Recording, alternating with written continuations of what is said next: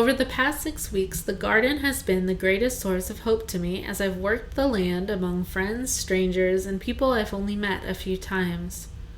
This project started as a hopeful step towards integrating the garden into my school's curriculum, and since then has become a time and place to navigate life and death, to process grief and love, and to hear the wisdom and words of women who have long been students of the natural world. Taking my own place amid the weeds is always a moment of recreaturing, where I remember how connected I am to the living world around me and how my own body is subject to the same forces as the weeds I'm pulling. It's a moment of hope. In my first entry in this creative project, whose form is still undecided, my hope is that I can become a better writer, a better speaker, and can make something meaningful. I'm jumping in with the sense that before I can make beautiful things, I have to learn how to make something cringe and be okay with it. Okay enough to share it and hope something in here resonates with at least one other person.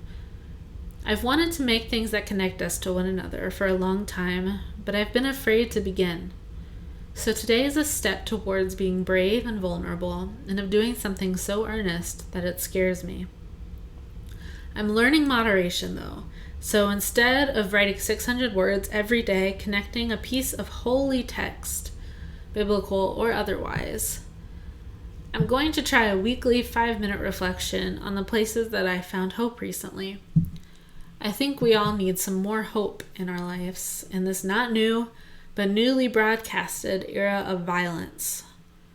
I hope this meditation might help me hold tighter to the rituals and communities that give me hope, and might move me to be more active in the pursuit of justice and freedom. And it might help me find parts of myself that have long been out of reach, silenced, worried away by the anxieties of how I might be seen. So, I'll start with the garden. Over the summer, a classmate and I have been working in our school's community garden. The students at my seminary collectively have access to about 1/4 of an acre of land to cultivate. Columbia's garden is often described as a place full of potential.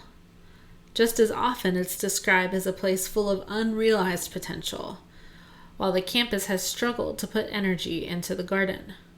For my part, I spent my first 2 years on campus as a mostly unsuccessful steward of the garden, part of leadership teams of 1 or 2, working until I burned myself or my colleagues out, with too frequent, too long garden work days until we grew too tired to return.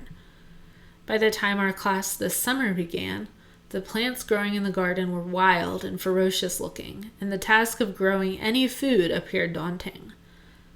But our summer garden seminar didn't begin 6 weeks ago. It began as an idea in January when one of my classes visited the Evangelical Seminary of Theology in Matanzas, Cuba. The seminary, besides being home to creative and energetic leaders in Cuban churches and theologians pushing the boundaries of liberation and justice, was home to a sprawling garden that feeds the students, faculty, guests, and community in Matanzas. For the 7 of us visitors, seeing this commitment to community care left a lasting impression as we grappled with the impending chaos awaiting us in the United States, with Trump's inauguration coming soon.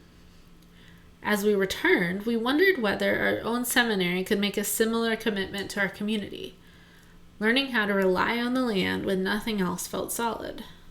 So from there, our idea for the class began.